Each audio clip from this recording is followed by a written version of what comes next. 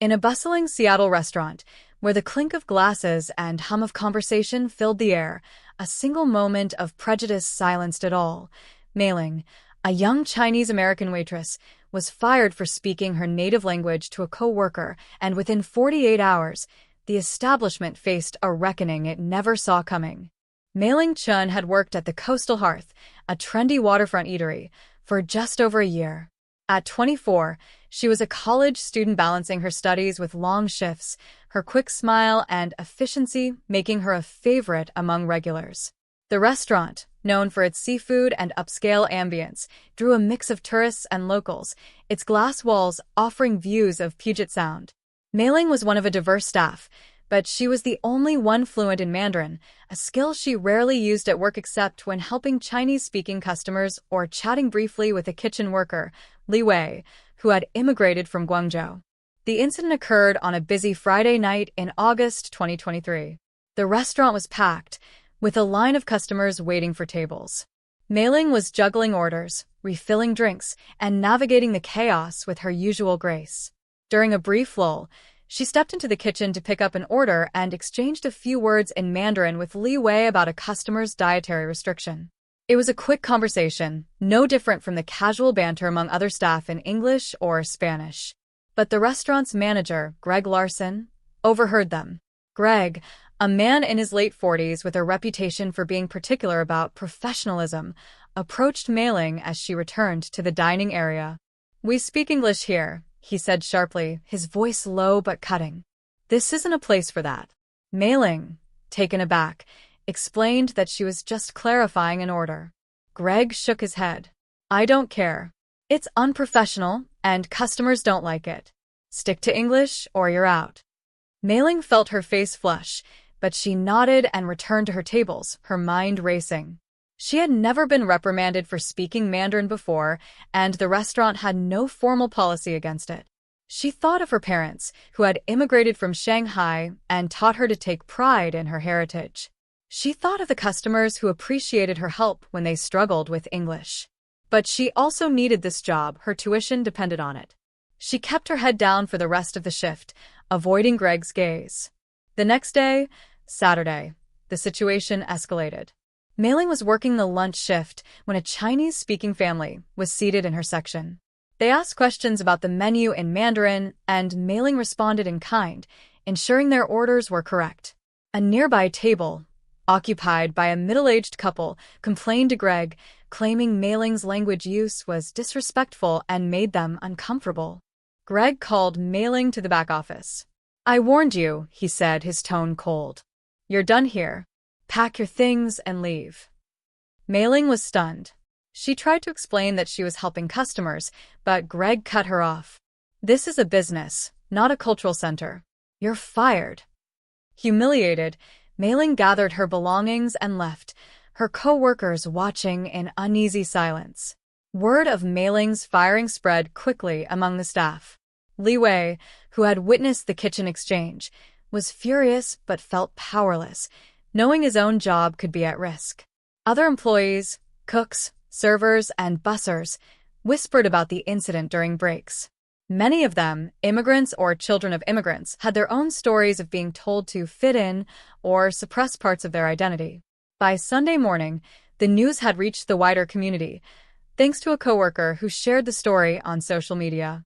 The post, written in a mix of anger and disbelief, detailed how Mei Ling was fired for speaking Mandarin while helping customers. It included a photo of her, smiling in her apron, and ended with a call to support workers who are punished for who they are. The post went viral. By Sunday afternoon, it had been shared thousands of times, with comments pouring in from Seattle's Asian American community and beyond. Local activists picked up the story, organizing a protest outside the Coastal Hearth for Monday morning. Mei Ling, who had spent Saturday night crying and questioning her decision to speak Mandarin, was overwhelmed when she saw the support online. Strangers were messaging her, offering encouragement and sharing their own experiences of workplace discrimination. A local journalist reached out, asking to interview her for a story. Mei Ling hesitated but agreed, wanting to ensure the truth was told. Monday morning, the protest began at 10 a.m., just as the restaurant opened for brunch. Over 200 people gathered outside, holding signs that read, "Language is not a crime," and "Support mailing." The crowd included students, community leaders, and even some of the Coastal Hearth's regular customers. They chanted Mailing's name and demanded the restaurant apologize and reinstate her. Inside, the dining room was nearly empty. Customers, seeing the protest, turned away at the door.